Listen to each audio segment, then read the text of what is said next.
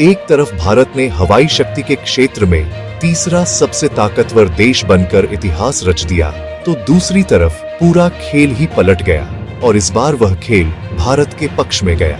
अब संयुक्त राष्ट्र यानी यूनाइटेड नेशन के पास केवल दो ही रास्ते बचे हैं, या तो वे भारत को यूएनएससी का स्थायी सदस्य बनाकर जितनी जल्दी हो सके वीटो पावर भारत को सौंप दें, या फिर भारत और उसके समर्थक देशों की आलोचनाओं का रोजाना सामना करते रहे। जी हां, अब यूएन पर दबाव बढ़ना शुरू हो चुका है और इस बार यह दबाव बनाया है भारत के विदेश मंत्री एस जयशंकर जी ने। दरअसल भारत पिछले वर्ष 2024 से ही एशिया की तीसरी सबसे शक्तिशाली ताकत बन चुका था, लेकिन 2025 की नवीनतम रिपोर्ट में यह बात खुलकर सामने आई कि भारत ने चीन को पछाड़ते हुए हवाई शक्ति के मामले में दुनिया की तीसरी सबसे ताकतवर ताकत के रूप में जगह बना ली है। लेकिन जैसे ही यह खबर आई, यूनाइटेड नेशन के गलियारों में हलचल मच गई, क्योंकि पहले से ही भारत को यूएनएससी का परमानेंट मेंबर और वीटो पावर देने की बहस जारी थी। अब जब पूरी दुनिया देख चुकी है कि भारत तीसरी सबसे शक्तिशाली हवाई ताकत बन गया है, तो एस जयशंकर जी ने यूनाइटेड नेशन को दो टूक कह दिया, या तो भारत को वीटो पावर दीजिए या फिर परिणाम भुगतने के लिए तैयार रहिए। अब सवाल उठता है कि आखिर पूरी कहानी क्या है, इसे समझते हैं। लेकिन आगे बढ़ने से पहले इस वीडियो को लाइक करें और चैनल को सब्सक्राइब जरूर करें, क्योंकि यह आपके लिए 1 सेकंड का काम है, लेकिन हमारे लिए बहुत बड़ी प्रेरणा है। अब देखिए, दुनिया के तमाम देशों के समर्थन के बावजूद अभी तक भारत को न तो यूएनएससी का स्थायी सदस्य बनाया गया है और न ही वीटो पावर दी गई है। अब समझिए, वीटो पावर का मतलब यह वह अधिकार है जिससे कोई देश किसी प्रस्ताव को रोक सकता है। यानी अगर किसी देश को कोई फैसला मंजूर नहीं, तो वह नहीं कहकर पूरे प्रस्ताव को ब्लॉक कर सकता है। यह शक्ति केवल यूनाइटेड नेशन की सिक्योरिटी काउंसिल के 5 स्थायी सदस्यों चीन, अमेरिका, रूस, फ्रांस और यूनाइटेड किंगडम्स के पास है।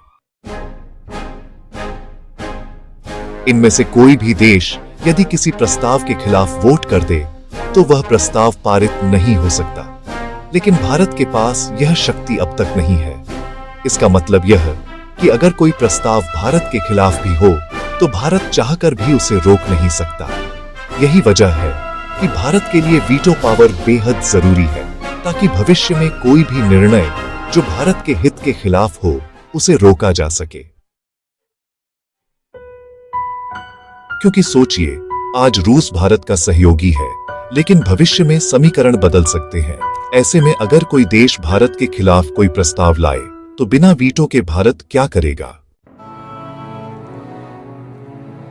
इसीलिए जब भारत के तीसरा हवाई शक्ति बनने की घोषणा हुई, उसी वक्त जयशंकर जी ने संयुक्त राष्ट्र को स्पष्ट चेतावनी दी, सुधार कीजिए, नहीं तो संगठन खत्म हो जाएगा। जयशंकर जी ने कहा कि यूएन आज भी 1945 की हकीकत पर टिका हुआ है, जबकि दुनिया 2025 में पूरी तरह बदल चुकी है। अब वक्त आ गया है कि सुरक्षा परिषद में ऐसे बदलाव किए जाएं जो वैश्विक सच्चाइयों को दर्शाएं।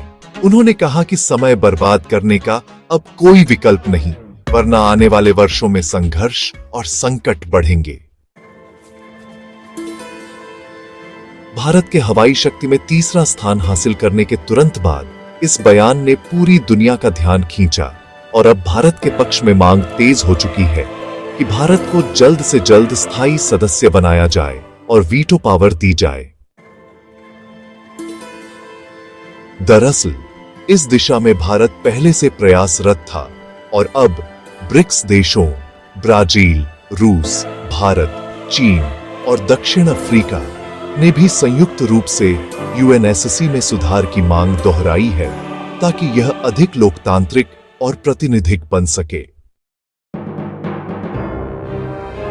रूस के विदेश मंत्री सर्गेई लावरोव ने तो साफ कहा है कि भारत को स्थायी सदस्यता मिलनी ही चाहिए। अमेरिका ने भी भारत जर्मनी और जापान की स्थायी सीट के समर्थन में बयान दिया है। हालांकि चीन ने भारत का समर्थन किया है, लेकिन जापान की सदस्यता का विरोध किया है, यानी उसका समर्थन शर्तों के अधीन है। इसलिए अब वक्त आ गया है कि भारत को यूएनएससी की स्थायी सीट और वीटो पावर दी जाए, ताकि भारत अपनी सुरक्षा और वैश्विक हितों को और मजबूती से बचा सके। फिलहाल ब्रिक्स और अन्य देशों के बढ़ते समर्थन के बीच अब पूरा विश्व भारत की ओर देख रहा है, और यही कारण है कि आज भारत न केवल हवाई शक्ति में बल्कि कूटनीति में भी एक नई महाशक्ति के रूप में उभर चुका है। तो दोस्तों, इस सच्चाई को समझिए और भारत के पक्ष में खड़े रहिए, क्योंकि अब भारत बोल रहा है और दुनिया सुन रही है। बाकी आप लोग इस पर क्या सोचते हैं? अपनी राय नीचे कमेंट में जरूर बताएं। वीडियो को लाइक, सब्सक्राइब और अपने दोस्तों तक जरूर शेयर करें। जय हिंद, वंदे मातरम।